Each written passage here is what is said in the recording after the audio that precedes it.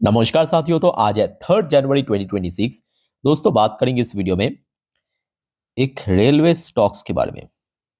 अच्छा, वैसे तो पिछले 2 हफ्तों से रेलवे स्टॉक्स बहुत बढ़िया रिकवर किया, चाहे आईआरएफसी की बात करें, आरबीएनएल की बात करें, जेडब्ल्यूएल की बात करें, टीटागढ़ की बात करें, राइट्स की बात करें, बहुत बढ़िया रिकवर किया।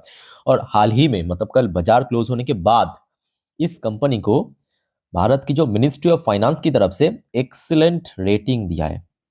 अब शेयर दोस्तों जब परसों बाजार ओपन होगा सोमवार के दिन, बढ़िया रिएक्ट कर सकता है, याद रखना। ठीक है। और आइए इस कंपनी के ऊपर थोड़ा सा डेप्थ में जाके मतलब डिटेल में चर्चा करेंगे। अब देखिए, ये कोई और नहीं, जी हाँ, रेलवे सेक्टर की एक बड़े company IRFC, Indian railway finance corporation limited. देखिए, कंपनी रेलवे सेक्टर की है जरूर, काम करता है फाइनेंसिंग की, मतलब फंडिंग करना, दूसरे कंपनी को फंड प्रोवाइड करना। अच्छा, पिछले 5 दिनों पे शेयर थोड़ा सा आपको वीक दिख रहा है, बिकॉज शेयर काफी चल गया था उसके पहले। और पिछले 2 हफ्तों से शेयर लगभग 15-16% मूव कर गया।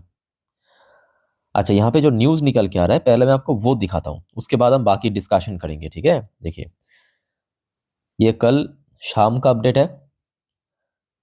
IRFC received excellent rating. अब आप पूछेंगे सर, रेटिंग अच्छा मिला तो मतलब क्या हो गया, ये मतलब क्या बड़ी बात है? ना कोई ऑर्डर मिला, ना कुछ और खबर है, एग्रीमेंट साइन किया, ऐसा कुछ भी नहीं है। सिर्फ रेटिंग मिलने से क्या होता है? देखिए, रेटिंग मिलने से ना, इसमें एक तो जो बड़े लेवल की निवेशक, मतलब फॉर एग्जांपल एफआईज हो गया, डीआईएस हो गया, या कोई म्यूचुअल फंड वाले हो, उनका जो कह सकते हो कि मोरल और ज्यादा बढ़ जाता है, मतलब इस कंपनी के प्रति। ठीक है, मतलब और ज्यादा कह सकते हो कि कॉन्फिडेंट हो जाता है।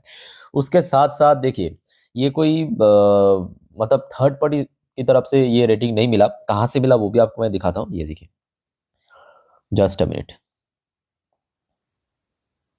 इंडियन रेलवे फाइनेंस कॉर्पोरेशन यानी IRFC has received excellent rating. Excellent rating मिला by the department of public enterprise, ministry of finance की तरफ से। मिनिस्ट्री ऑफ फाइनेंस की तरफ से मिला है। ठीक है, तो इसके ऊपर डेफिनेटली शेयर रिएक्ट करेगा, याद रखना।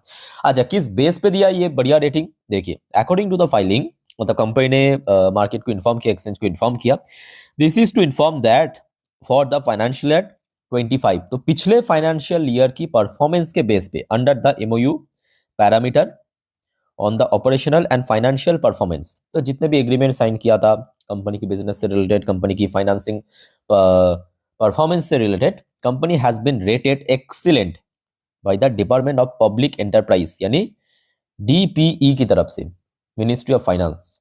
ठीक है, सो लेट्स सी क्या होता है, वो तो अलग बात है, उस बारे में हम आगे चर्चा करेंगे। अच्छा, रिसेंटली मतलब 2 दिन पहले की बात है, ये अपडेट भी आप ले लीजिए, और अगर आपने नहीं मालूम आपको, ये देखिए, आईआरएफसी रेलवेज की है, बट काम क्या करता है? लोन सैंक्शन करना, लोन प्रोवाइड करना। तो रिसेंटली कंपनी ने 5,000 करोड़ की टर्म लोन सैंक्शन किया एक प्रोजेक्ट के लिए। देखिए, महाजन को 3,000 करोड़ डिसबर्स्ड, जिसकी लोन डिसबर्स्ड है 3,000 करोड़ की, बड़ा लोन सैंक्शन किया, बड़े ऑर्डर कंपनी को मिला। इवन मैं आपको परसों इसका अपडेट भी दिया था, एक बार मैं आपको शॉर्ट में बता देता हूँ जिनको पता नहीं है इस बारे में। ठीक है, Indian railway finance corporation limited IRFC on Wednesday, मतलब ये वेडनेसडे की बात है, जो ऑलरेडी आपको मैं दे चुका हूँ, execute rupees term loan agreement with Maharashtra state power generation company limited यानी महाजेनको के साथ, for a sanction amount 5,000 crore. Out of the total sanction loan 3,000 crore has already been disbursed.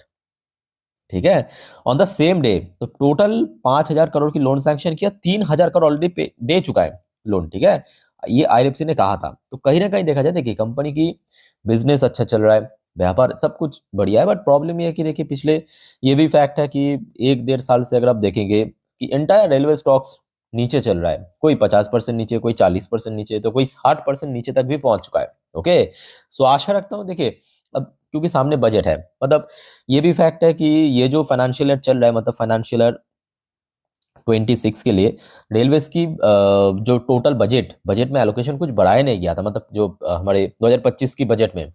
सो ये भी एक बहुत बड़ी वजह है कि रेलवे स्टॉक्स थोड़ा बहुत अपसेट था और शेयर काफी नीचे आ गया। तो आशा रखता हूँ जो अगले बजट होगा, मतलब 1 फेब 2026 को, मतलब 1 महीने बाद, लगभग 1 महीना पूरा भी नहीं है, उसमें रेलवेज के लिए एक बहुत बड़ा एलोकेशन बढ़ाने का चांस है। याद रखना, क्योंकि ऑलरेडी बहुत सारे एक्सपर्ट की प्रिडिक्शन आ चुका है।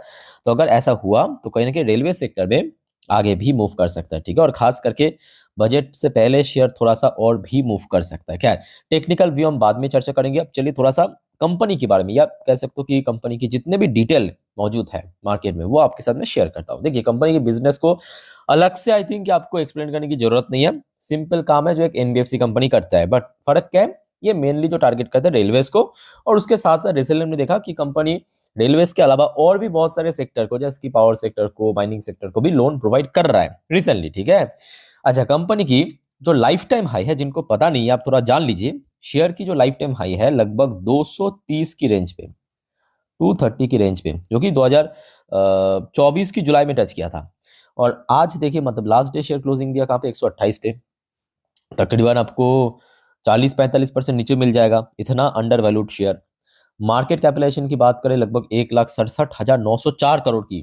पी रेशियो वगैरह एकदम परफेक्ट है, 24 के आसपास। आरओसी की बात करें, रिटर्न ऑन इक्विटी आरओई की बात करें, 10 वैल्यू फेस वैल्यू वाला शेयर है। डिविडेंड कंपनी ठीक ठाक पे करते, बिकॉज ऑफ सरकारी कंपनी है जो भी ओवरऑल। और मोस्ट इंपॉर्टेंटली बाकी अगर आप देखेंगे, जितने भी आप ट्रेडिशनल रेलवेज कंपनी जैसे कि आरवीएनएल, इरकॉन, परफॉर्मेंस में बहुत खराब हुआ पिछले कुछ क्वार्टर। जैसे कि Q2 भी आप उठाइए, Q1, Q4 उठाइए, बट आईआरएफसी एक ऐसे बड़े रेलवेज कंपनी है जहां पे बैक टू बैक बढ़िया ग्रोथ हमें देखने को मिला। चाहे पिछले 10 साल की एवरेज ग्रोथ बात करें सेल्स की, 5 साल की बात करें, 3 साल की बात करें। हाँ, इस साल में सेल्स में कोई ग्रोथ नहीं हुआ, बट कंपनी की प्रॉफिट काफ़ी बढ़ गया। 10 साल में ये प्रॉफिट ग्रोथ, ये 5 साल की प्रॉफिट ग्रोथ, ये 3 साल की प्रॉफिट ग्रोथ, ये इस साल की प्रॉफिट ग्रोथ, मतलब एकदम सेल्स ग्रोथ में एकदम नील होने के बावजूद भी प्रॉफिट 5% बढ़ गया। बट उसके बावजूद भी अगर आप देखेंगे, शेयर डाउन चल रहा है, ठीक है। तो मैं कहूँगा ये इंटरनल कोई इशू नहीं है, नॉर्मली एक्सटर्नल इफेक्ट या बजट में उतना ज़्यादा पसंद नहीं हुआ, तो जिस वजह से शेयर थोड़ा बहुत नीचे। अच्छा, रिसेंटली मतलब पिछले 2 क्वार्टर को अगर हम कंपेयर करें, एफआईएस की स्टेक भी इसमें थोड़ा थोड़ा बढ़ रहा है। जैसे कि यहाँ पे आप देख सकते हैं, इवन डीआईएस की स्टेक भी बढ़ रहा है, और बेच रहा है कौन? Public, retail investors. अब ज़रा आप इस नंबर को आप देखिए, 6 महीने पहले मतलब Q4 में कितना था नंबर ऑफ शेयर होल्डर? 56,35,000। फिर Q1 में कितना हुआ? 54,51,000। फिर आज कितना है? 53,17,000, यानी तकरीबन 3 लाख शेयर होल्डर बेच के निकल गया। तो आपको समझ आ जाएगा कि भाई मार्केट हर किसी के लिए नहीं है, सिंपल बात है। यहाँ पे अगर आपको मतलब लंबे जाना है ना, उतना तो पेशेंस आपके अंदर होना चाहिए, सिंपल।